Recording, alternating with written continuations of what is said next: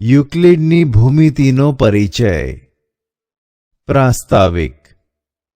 વિદ્યાર્થી મિત્રો, ભૂમિતિ માટેનો અંગ્રેજી શબ્દ જ્યોમેટ્રી છે. જ્યોમેટ્રી શબ્દ બે ગ્રીક શબ્દના સંયોજનથી બનેલો છે, જીઓ અને મેટ્રીન. જીઓનો અર્થ પૃથ્વી અને મેટ્રીનનો અર્થ માપવું થાય. જમીનના માપનની જરૂરિયાતમાંથી ભૂમિતિનો ઉદ્ભવ થયો છે. પ્રાચીન સંસ્કૃતિમાં ગણિતની આ શાખાનો અભ્યાસ વિવિધ સ્વરૂપે થયો હતો. ઇજિપ્ત, બેબિલોનિયા, ચીન, ભારત, ગ્રીસ, ઇન્કાસ જેવી તે સમયની સંસ્કૃતિના લોકોને પડતી કેટલીક વ્યવહારિક સમસ્યાઓનો સામનો કરવા માટે ભૂમિતિના વિકાસની જરૂરિયાત ઊભી થઈ. ઉદાહરણ તરીકે, જ્યારે નાઇલ નદી છલકાતી હતી ત્યારે આસપાસના ક્ષેત્રના જમીન માલિકોની ખેતરની સાથે જોડાયેલ સરહદોનો નાશ થઈ જતો હતો. આવી પૂર હોનારત પછી સરહદોની પુનઃસ્થાપના કરવામાં આવતી હતી. આ હેતુ માટે ઇજિપ્તના નાગરિકોએ ક્ષેત્રફળના ગણતરી માટેના સરળ નિયમો તેમજ સરળ રચના કરવા માટે ભૌમિતિક તકનીક વિકસાવી. તે ધાન્ય ભંડારના ઘનફળની ગણતરી તથા પિરામિડના આડછેદ માટે તેમજ નહેર અને પિરામિડના બાંધકામ માટે પણ ભૂમિતિના જ્ઞાનનો ઉપયોગ કરતા હતા. તે કપાયેલ પિરામિડ એટલે કે આડછેદ પિરામિડના ઘનફળની ગણતરી શોધવા માટે ઉચિત સૂત્રો પણ જાણતા હતા. આ આકૃતિ ધ્યાનથી જુઓ. તમે જાણો છો કે પિરામિડ ઘન આકૃતિ છે. તેનો પાયો ત્રિકોણ, ચોરસ કે અન્ય બહુકોણ હોય છે અને તેની બાજુની સપાટીઓ ઉપરના એક બિંદુ પર ત્રિકોણો બનાવે છે. વિદ્યાર્થી મિત્રો, ભારતીય ઉપખંડમાં હડપ્પા અને મોહેન્જો-દરો વગેરેના ખોદકામ વખતે એ જાણવા મળ્યું કે સિંધુ ખીણની સંસ્કૃતિ અંદાજે ઈસવીસન પૂર્વે 3000માં ભૂમિતિનો વ્યાપક ઉપયોગ જોવા મળ્યો હતો. તે ઉચ્ચ પ્રકારનો સંગઠિત સમાજ હતો. શહેરો યોજનાબદ્ધ અને સુવ્યવસ્થિત હતા. શહેરો ઉત્તમ રીતે વિકસિત હતા અને ખૂબ સારી રીતે નિર્માણ પામ્યા હતા. ઉદાહરણ તરીકે, રસ્તાઓ એકબીજાને સમાંતર અને ગટર વ્યવસ્થા ભૂગર્ભમાં હતી. મકાનના ઓરડાઓ જુદા જુદા આકારના હતા. તે બતાવે છે કે નગરજનો માપન અને વ્યવહારિક અંકગણિતમાં કુશળ હતા. બાંધકામમાં ઉપયોગમાં લેવાતી ઈંટો ભઠ્ઠામાં પકવવામાં આવતી હતી અને તેની લંબાઈ, પહોળાઈ અને જાડાઈનો ગુણોત્તર 4:2:1 હતો. વિદ્યાર્થી મિત્રો, પ્રાચીન ભારતમાં સુલબા સૂત્ર ઈસવીસન પૂર્વે 800 થી 500 ભૌમિતિક રચનાઓ માટે મહત્વપૂર્ણ ગ્રંથ હતો. વૈદિક કાળમાં ભૂમિતિનો ઉદ્ભવ પૂજા માટેની જરૂરી વિવિધ પ્રકારની વેદીઓ અને અગ્નિકુંડોના નિર્માણ કાર્યથી થયો હતો. પવિત્ર અગ્નિને વધુ પ્રભાવશાળી બનાવવા માટે તેના સ્થાન, આકાર અને ક્ષેત્રની બાબતમાં સ્પષ્ટ રીતે નક્કી થયેલ આદેશોનું પાલન થતું હતું. ગૃહસ્થ કર્મકાંડ માટે ચોરસ અને વર્તુળાકાર વેદીઓનો ઉપયોગ થતો હતો. જાહેર પૂજા સ્થળો માટે લંબચોરસ, ત્રિકોણ અને સમલંબના સંયોજનથી બનતા આકારના પ્રયોગ જરૂરી હતા. શ્રીયંત્ર, જે અથર્વવેદમાં આપેલ છે, એ અંદરો અંદર ગૂંથાયેલા 9 સમદ્વિબાજુ ત્રિકોણનું સંયોજન છે.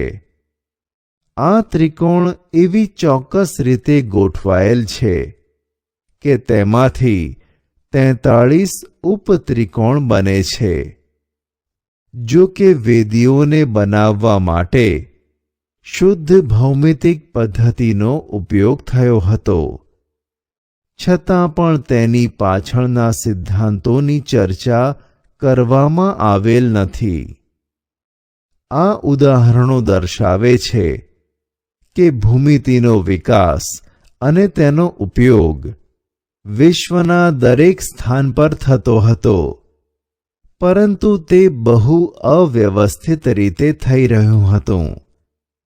પ્રાચીન વિશ્વમાં ભૂમિતિના આ વિકાસની આ ગતિવિધિઓની એક રોચક વાત એ છે કે તેનું જ્ઞાન પેઢીઓ સુધી મૌખિક રીતે અથવા તાડના વૃક્ષના પાન પર સંદેશ લખીને અથવા કેટલીક અન્ય પદ્ધતિઓ દ્વારા આપવામાં આવતું હતું. આ ઉપરાંત આપણને એ પણ જોવા મળે છે કે બેબીલોનિયન જેવી કેટલીક સંસ્કૃતિઓમાં ભૂમિતિ ખૂબ વ્યવહારલક્ષી દૃષ્ટિકોણવાળા વિષય સુધી સીમિત રહી. તેમજ આવું જ ભારત અને રોમમાં થયું. ઇજિપ્તવાસીઓ દ્વારા વિકાસ પામેલ ભૂમિતિમાં મુખ્યત્વે પરિણામોનું કથન જ સમાવિષ્ટ થતું હતું. તેમાં વિધિઓના એટલે કે પ્રક્રિયાઓના કોઈ વ્યાપક નિયમ આપવામાં આવ્યા નથી. ખરેખર બેબીલોન અને ઇજિપ્તવાસીઓએ ભૂમિતિનો ઉપયોગ મોટા ભાગે વ્યવહારિક કાર્યો માટે જ કર્યો તથા તેને એક ક્રમબદ્ધ વિજ્ઞાનના રૂપમાં વિકસિત કરવા માટે ખૂબ જ ઓછું કામ થયું. પરંતુ ગ્રીક જેવી સંસ્કૃતિઓમાં એ તર્ક પર ભાર આપવામાં આવતો હતો કે કેટલીક રચનાઓ કઈ રીતે થાય છે. ગ્રીકવાસીઓની રુચિ અનુમાનિત તર્કનો ઉપયોગ કરીને તેમણે સ્થાપિત કરેલા વિધાનોની સત્યાર્થતા ચકાસવામાં હતી. વિદ્યાર્થી મિત્રો, એક ગ્રીક ગણિતશાસ્ત્રી થેલ્સને એ વાતનો શ્રેય જાય છે કે તેઓએ સૌથી પહેલા જ્ઞાત સાબિતી આપી. આ સાબિતી એ કથનની હતી કે વર્તુળનો વ્યાસ વર્તુળને સમવિભાજિત કરે છે, એટલે કે 2 સમાન ભાગમાં વર્તુળને વિભાજિત કરે છે. થેલ્સના એક અતિ પ્રસિદ્ધ શિષ્ય ઈસવીસન પૂર્વે 572માં પાયથાગોરસ હતા. તેમનું નામ તમે ચોક્કસ સાંભળ્યું હશે. પાયથાગોરસ અને તેના સાથીઓએ અનેક ભૌમિતિક ગુણધર્મોની શોધ કરી અને ભૂમિતિના સિદ્ધાંતનો મહદ અંશે વિકાસ કર્યો. આ પ્રક્રિયા ઈસવીસન પૂર્વે 300 સુધી ચાલુ રહી. આ સમયે ઇજિપ્તના એલેક્ઝાન્ડ્રિયાના એક ગણિત શિક્ષક યુક્લિડે એ તે સમય સુધી જાણીતા ગણિતના બધા જ જ્ઞાનને એકત્રિત કર્યું અને એલિમેન્ટ્સ નામના તેમના પ્રસિદ્ધ ગ્રંથના રૂપમાં તેને વ્યવસ્થિત કર્યું. તેમણે એલિમેન્ટ્સને 13 પ્રકરણોમાં વિભાજિત કર્યું. તેમાંથી પ્રત્યેકને પુસ્તક માનવામાં આવે છે. આ પુસ્તકો સમગ્ર વિશ્વના ભૂમિતિ સંબંધિત સમજણને આવનારી પેઢીઓ સુધી પ્રભાવિત કરશે. યુક્લિડની વ્યાખ્યાઓ, પ્રમેયો અને પૂર્વધારણાઓ. વિદ્યાર્થી મિત્રો, યુક્લિડના સમયમાં ગ્રીસના ગણિતશાસ્ત્રીઓએ જેમાં તે રહેતા હતા તેવા વિશ્વના એક અમૂર્ત મોડલ એટલે કે પ્રતિમાન તરીકે ભૂમિતિને કલ્પી. આસપાસની વસ્તુઓના અવલોકન પરથી બિંદુ, રેખા, સમતલ, સપાટી વગેરેની ધારણાઓ સ્થાપિત કરવામાં આવી. અવકાશ અને તેની આસપાસના ઘન પદાર્થની અમૂર્ત ભૂમિતિની સંકલ્પના વિકસિત કરવામાં આવી. એક ઘન પદાર્થને આકાર હોય છે, માપ અને સ્થાન હોય છે તથા તેને એક સ્થાનથી બીજા સ્થાન સુધી લઈ જઈ શકાય છે. તેની સીમાઓને પૃષ્ઠ કહે છે. તે અવકાશના એક ભાગને બીજા ભાગથી અલગ કરે છે અને તેને કોઈ જાડાઈ હોતી નથી. પૃષ્ઠની સીમા એ વક્ર અથવા સીધી રેખાઓ હોય છે. આ રેખાઓને અંત્યબિંદુઓ હોય છે. વિદ્યાર્થી મિત્રો, ઘન પદાર્થથી બિંદુઓ એટલે કે ઘન પદાર્થ, સમતલ, રેખા, બિંદુ સુધીના 3 ચરણનો વિચાર કરો. પ્રત્યેક ચરણમાં આપણે એક વિસ્તરણથી વંચિત થઈએ છીએ. તેને આપણે પરિમાણ એટલે કે ડાયમેન્શન પણ કહીએ છીએ. આ માટે એવું કહેવાય છે કે એક ઘન પદાર્થને 3 પરિમાણ, પૃષ્ઠ એટલે કે સપાટીને 2 પરિમાણ તથા રેખાને 1 પરિમાણ હોય છે અને બિંદુને કોઈ પરિમાણ હોતું નથી. યુક્લિડે આ વિધાનોને સંક્ષિપ્ત રીતે વ્યાખ્યાઓના રૂપમાં રજૂ કર્યા. તેમણે પોતાના આ સ્પષ્ટીકરણોની શરૂઆત એલિમેન્ટ્સના પુસ્તક 1માં 23 વ્યાખ્યાઓ આપીને કરી. આમાંથી કેટલીક વ્યાખ્યાઓ નીચે આપવામાં આવી છે. 1. બિંદુને કોઈ ભાગ નથી. 2. રેખા એ પહોળાઈ વગરની લંબાઈ છે. 3. રેખાના અંતમાં બિંદુઓ હોય છે. 4. જે પોતાના પર બિંદુઓની સાથે સમાન રીતે રહેલી હોય એવી રેખા એક સીધી રેખા છે. 5. પૃષ્ઠને માત્ર લંબાઈ અને પહોળાઈ હોય છે. 6. પૃષ્ઠની ધાર રેખાઓ હોય છે. 7.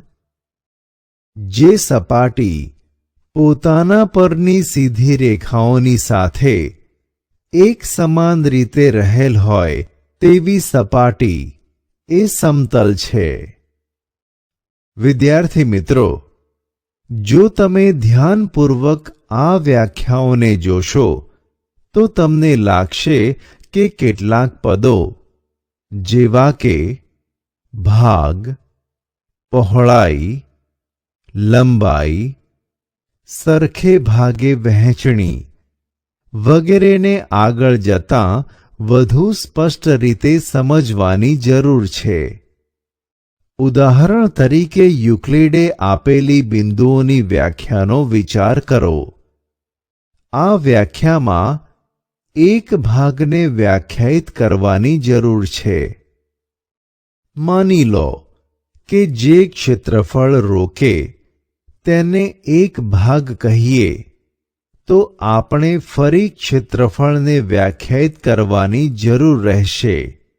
એટલે કે એક વસ્તુને વ્યાખ્યાયિત કરવા માટે આપણે અનેક વસ્તુઓને વ્યાખ્યાયિત કરવાની જરૂર પડે છે અને કોઈ અંત વગરની વ્યાખ્યાઓની લાંબી શૃંખલા પ્રાપ્ત થઈ શકે છે.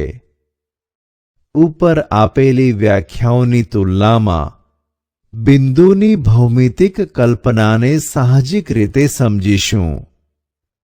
આ કારણથી ગણિતશાસ્ત્રીઓને કેટલાક ભૌમિતિક પદોને અવ્યાખ્યાયિત એટલે કે અનડિફાઇન્ડ માની લેવામાં આવે એ સુવિધાજનક લાગ્યું.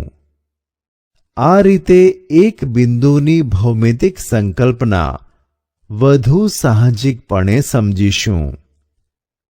આપણે બિંદુને એક નાના ટપકા સ્વરૂપે દર્શાવીએ છીએ, પરંતુ આ સૂક્ષ્મ ટપકાનું કંઈક ને કંઈક પરિમાણ ચોક્કસ હોય છે. આ પ્રકારની સમસ્યા ઉપરયુક્ત વ્યાખ્યા 2માં પણ આવે છે. તેમાં પહોળાઈ અને લંબાઈનો ઉલ્લેખ આવે છે અને તેમાંના કોઈને પણ પહેલા વ્યાખ્યાયિત કરવામાં આવ્યા નથી. આ કારણથી કોઈ પણ વિષયના અભ્યાસ માટે કેટલાક પદોને અવ્યાખ્યાયિત રાખવામાં આવ્યા છે. આ માટે ભૂમિતિમાં આપણે બિંદુ, રેખા અને સમતલ એટલે કે યુક્લિડના શબ્દોમાં સમતલ સપાટીને અવ્યાખ્યાયિત પદના રૂપમાં માનીને આપવામાં આવે છે. માત્ર એ વાત જરૂરી છે કે આપણે તેને સાહજિક રીતે દર્શાવી શકીએ છીએ અથવા ભૌતિક નમૂનાની મદદથી સ્પષ્ટ કરી શકીએ છીએ.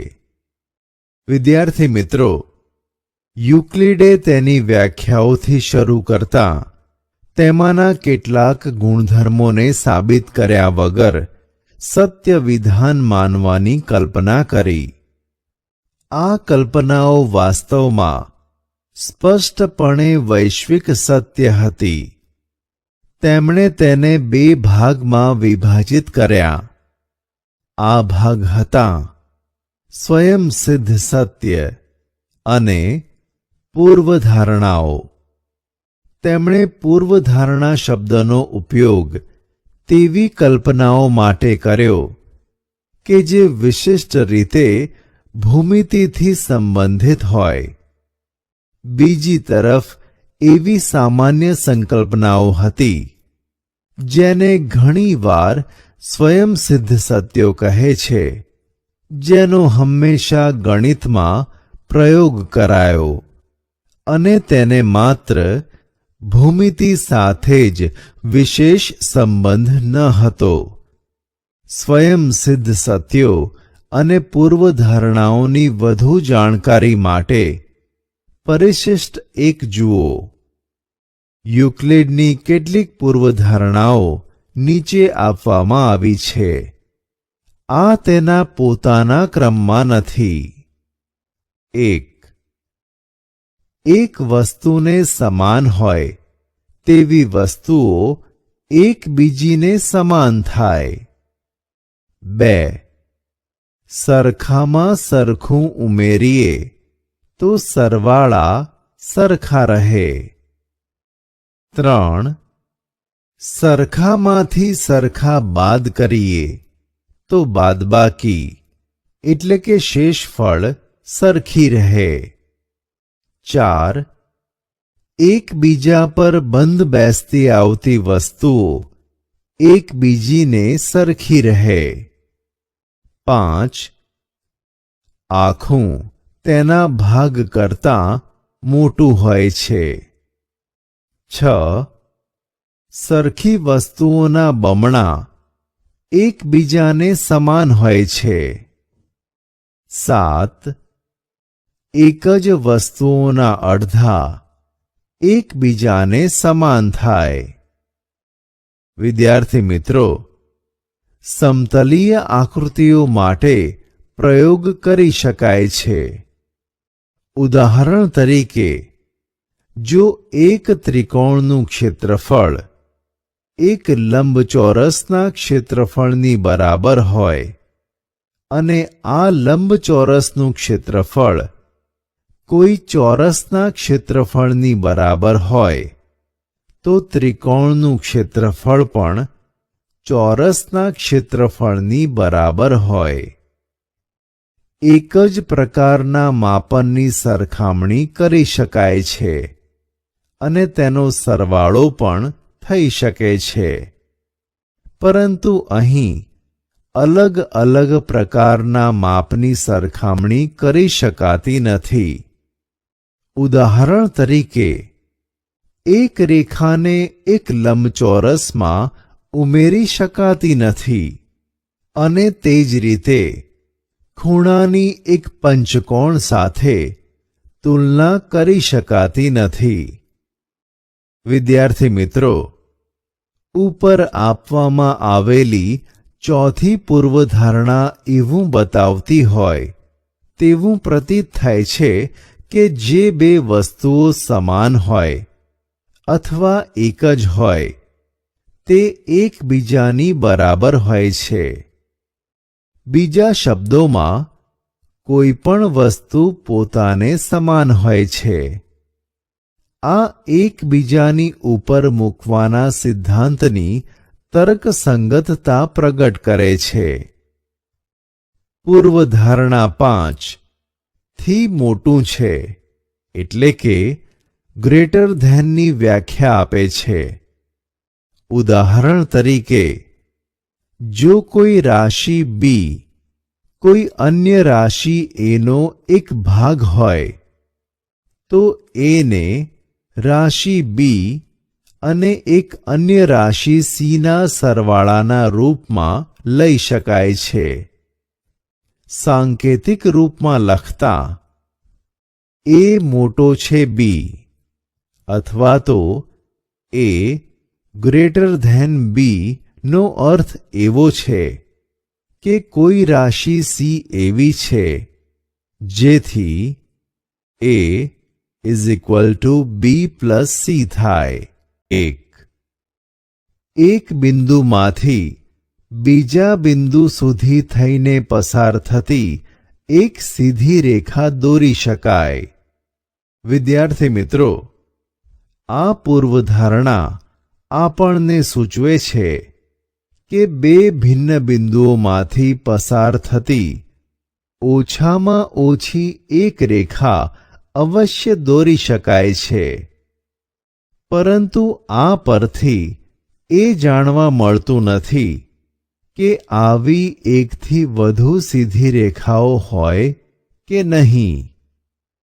પરંતુ યુક્લિડે પોતાના તમામ કાર્યમાં કંઈ સૂચિત કર્યા વગર વારંવાર કલ્પના કરી છે કે બે ભિન્ન બિંદુઓમાંથી એક અનન્ય રેખા દોરી શકાય છે. આ પરિણામને એક પૂર્વધારણાના રૂપમાં નીચે આપેલ છે. પૂર્વધારણા 5.1 આપેલા બે ભિન્ન બિંદુઓમાંથી પસાર થતી અનન્ય રેખા હોય છે. વિદ્યાર્થી મિત્રો, બિંદુ P માંથી પસાર થતી કેટલી રેખાઓ હોઈ શકે જે બિંદુ Q માંથી પણ પસાર થાય? આ આકૃતિ ધ્યાનથી જુઓ. તેવી માત્ર એક રેખા PQ છે જે બિંદુ Q માંથી પસાર થતી હોય તેવી કેટલી રેખાઓ બિંદુ પીમાંથી પણ પસાર થાય છે? એવી માત્ર એક જ છે, એટલે કે રેખા PQ છે.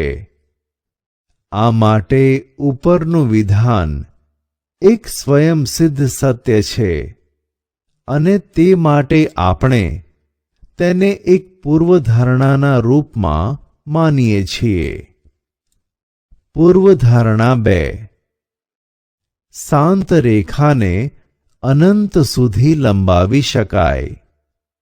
વિદ્યાર્થી મિત્રો, આપણે નોંધીએ કે જેને આપણે આજકાલ રેખાખંડ કહીએ છીએ તેને યુક્લિડે શાંત રેખા કહ્યા હતા.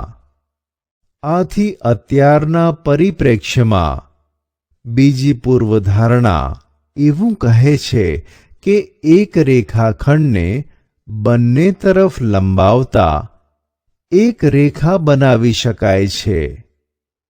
આ આકૃતિ ધ્યાનથી જુઓ. પૂર્વધારણા 3. કોઈ પણ બિંદુને કેન્દ્ર લઈ તથા કોઈ પણ લંબાઈની ત્રિજ્યા લઈ વર્તુળ રચી શકાય. પૂર્વધારણા 4. બધા જ કાટખૂણા એકબીજા સાથે સરખા થાય. પૂર્વધારણા 5. જો બે રેખાઓને કોઈ ત્રીજી રેખા છેદે અને આ રેખાની એક બાજુ તરફના બે અંતઃકોણોનો સરવાળો બે કાટખૂણા કરતાં ઓછો હોય તો પ્રથમ બે રેખાઓને આ ખૂણાઓ તરફ અનંત સુધી લંબાવતા તે એકબીજીને છેદે છે. ઉદાહરણ તરીકે આ આકૃતિ જુઓ, જેમાં રેખા PQ રેખાઓ AB અને CD પર એવી રીતે છેદે કે અંતઃકોણો 1 અને 2 નો સરવાળો 180 અંશ કરતાં ઓછો છે. તે PQની ડાબી બાજુ આવેલ છે. તેથી રેખાઓ AB અને CD અંતમાં PQની ડાબી તરફ છેદશે. વિદ્યાર્થી મિત્રો, ઉપરની 5 પૂર્વધારણાઓને માત્ર જોવાથી આપણને એ સ્પષ્ટ ખ્યાલ આવે છે કે અન્ય પૂર્વધારણાઓની તુલનામાં પૂર્વધારણા 5 થોડી વધુ જટિલ છે.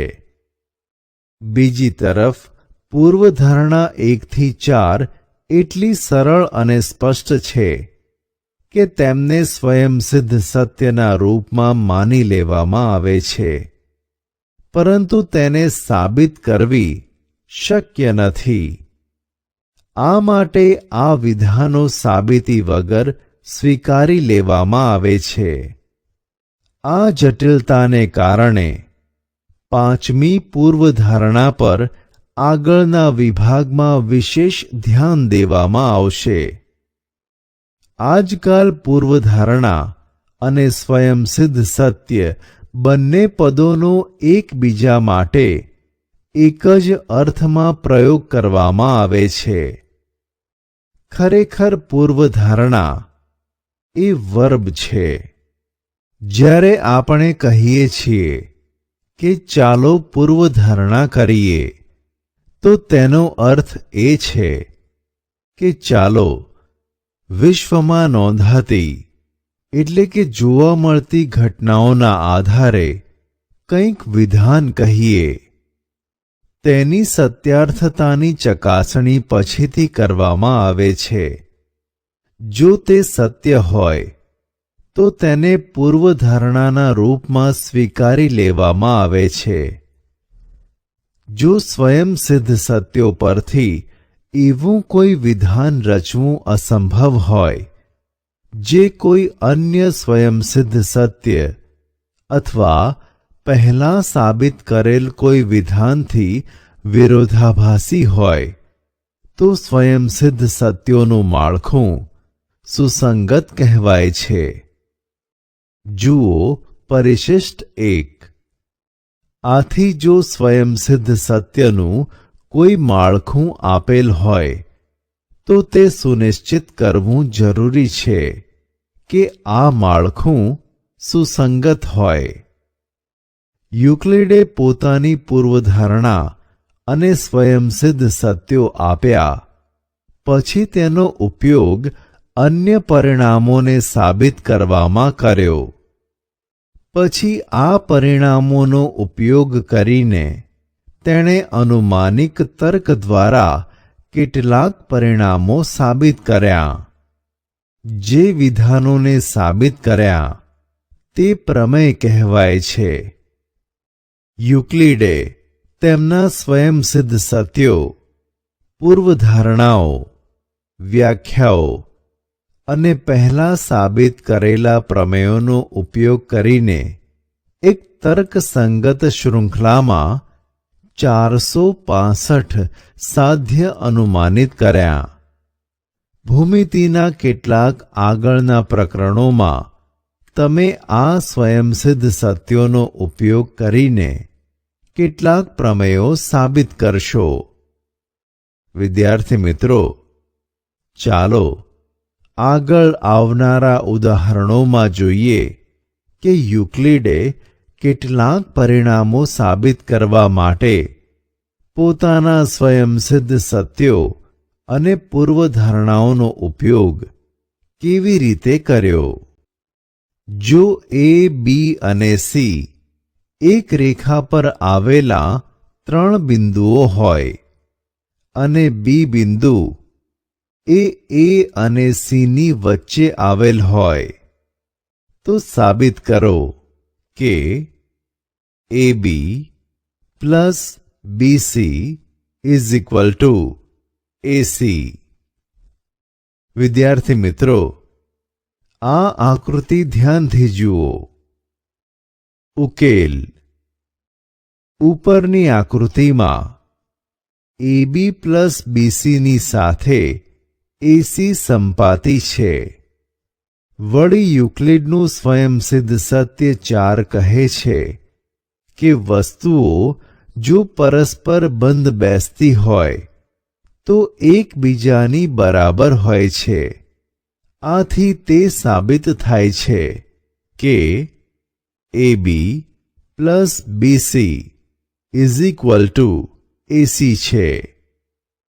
એ વાત ધ્યાનમાં રહે કે આ ઉકેલમાં તે સ્વીકારી લેવામાં આવ્યું છે કે 2 બિંદુઓમાંથી પસાર થતી એક અનન્ય રેખા હોય છે।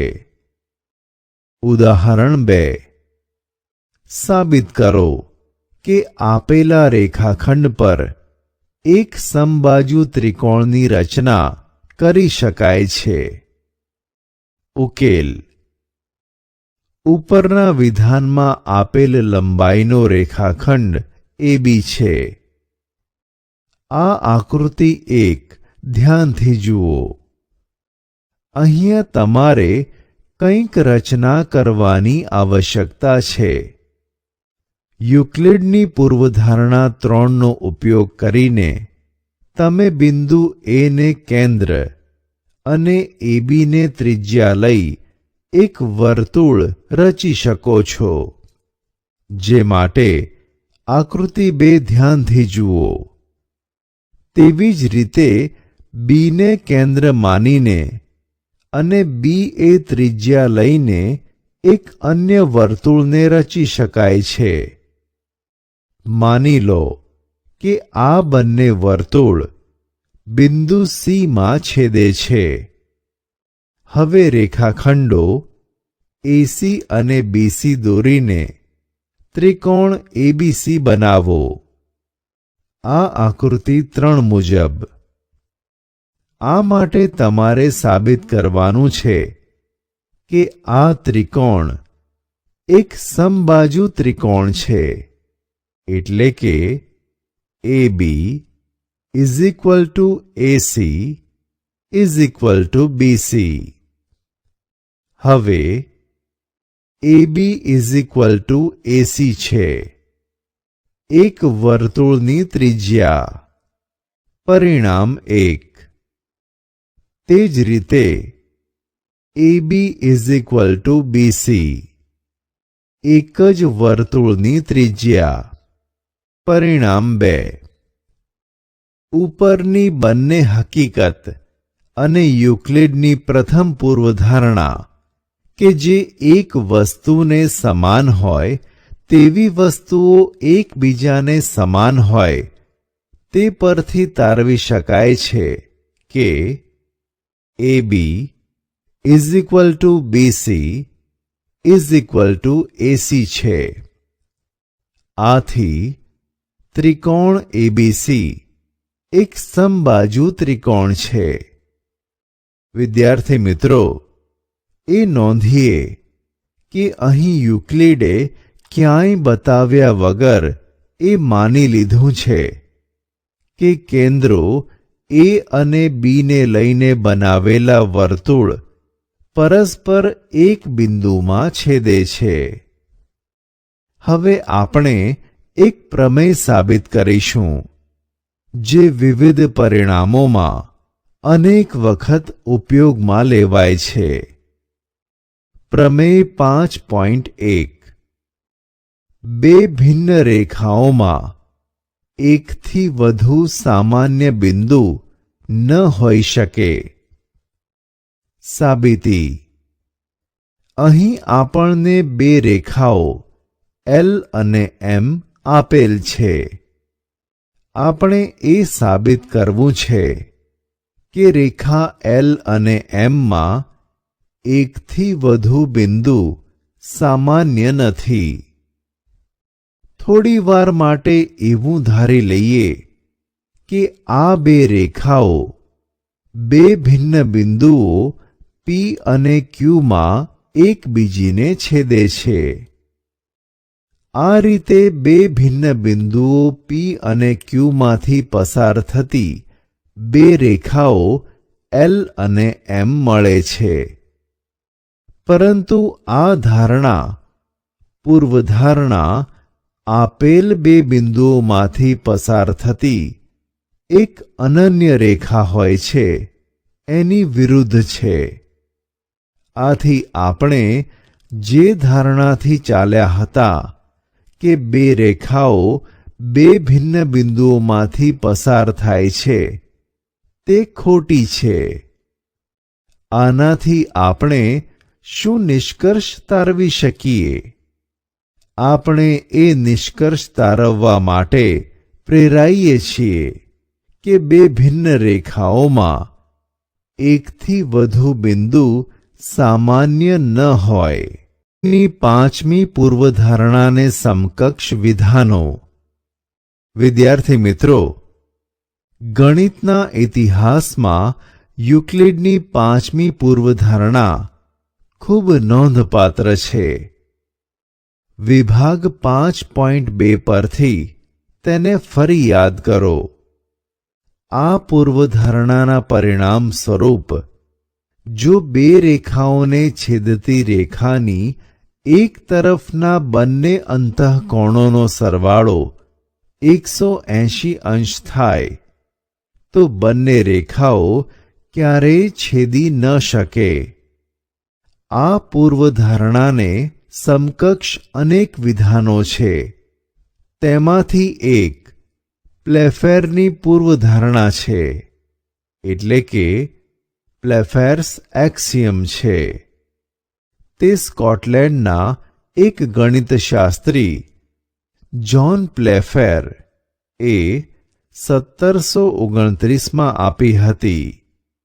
તે આ પ્રકારે છે: દરેક રેખા L અને તેના પર ન હોય તેવા પ્રત્યેક બિંદુ P માટે એક અનન્ય રેખા M એવી હોય છે જે P માંથી પસાર થાય છે અને L ને સમાંતર છે. આપેલી આકૃતિમાં તમે જોઈ શકો છો કે P માંથી પસાર થતી બધી રેખાઓમાંથી માત્ર રેખા M જ L ને સમાંતર છે. આ પરિણામને નીચે પ્રમાણેના સ્વરૂપમાં રજૂ કરી શકાય છે. બે છેદતી ભિન્ન રેખાઓ એક જ રેખાને સમાંતર ન હોઈ શકે. વિદ્યાર્થી મિત્રો, યુક્લિડને તેમના પ્રથમ 28 પ્રમેયો સાબિત કરવામાં પાંચમી પૂર્વધારણાની કોઈ જરૂર ન પડી. અનેક ગણિતશાસ્ત્રી અને યુક્લિડને પોતાને હવે વિશ્વાસ હતો કે પાંચમી પૂર્વધારણા હકીકતમાં એક પ્રમેય છે. તેને પ્રથમ 4 પૂર્વધારણાઓ અને સ્વયંસિદ્ધ સત્યોની સહાયતાથી સાબિત કરી શકાય છે. પરંતુ પાંચમી પૂર્વધારણાને પ્રમેયના રૂપમાં સાબિત કરવામાં અસફળ રહ્યા. પરંતુ આ પ્રયત્નોને કારણે એક મહત્વપૂર્ણ ઉપલબ્ધિ થઈ. આ ઉપલબ્ધિ સ્વરૂપે અનેક અન્ય ભૂમિતિઓની રચના થઈ. આ ભૂમિતિઓ યુક્લિડીય ભૂમિતિથી બહુ જ અલગ છે. તેને અયુક્લિડીય ભૂમિતિ એટલે કે નોન યુક્લિડિયન જ્યોમેટ્રી કહેવામાં આવે છે. આ ભૂમિતિઓની રચનાને સંકલ્પનાઓના ઇતિહાસમાં એક સીમાચિહ્ન માનવામાં આવે છે, કારણ કે ત્યાં સુધી દરેક વ્યક્તિ એ વિશ્વાસ રાખતી હતી કે યુક્લિડની ભૂમિતિ જ એકમાત્ર ભૂમિતિ હતી અને સંપૂર્ણ વિશ્વ યુક્લિડમય ગોલીય છે. જે વિશ્વમાં આપણે રહીએ છીએ તેની ભૂમિતિ અયુક્લિડીય છે. વાસ્તવમાં આ ગોલીય ભૂમિતિ એટલે કે સ્ફેરિકલ જ્યોમેટ્રી કહેવાય છે. ગોલીય ભૂમિતિમાં રેખાઓ સીધી હોતી નથી. આ રેખાઓ દીર્ઘવર્તુળોના એટલે કે ગ્રેટ સર્કલ્સ ભાગ હોય છે. તે એક ગોલક અને તેના કેન્દ્રમાંથી પસાર થઈને જતા સમતલોના છેદથી પ્રાપ્ત વર્તુળ હોય છે. વિદ્યાર્થી મિત્રો, આ આકૃતિમાં વિષયવૃત્તીય રેખાઓ AN અને BN જે એક ગોળાના દીર્ઘવર્તુળના ભાગ છે, એક જ રેખા AB પર લંબ છે, પરંતુ તે એકબીજાને મળે છે. છતાં રેખા ABના એક જ તરફના અંતઃકોણોનો સરવાળો બે કાટકોણથી ઓછો નથી. વાસ્તવમાં આ 90 degree plus 90 degree is equal to 180 degree છે.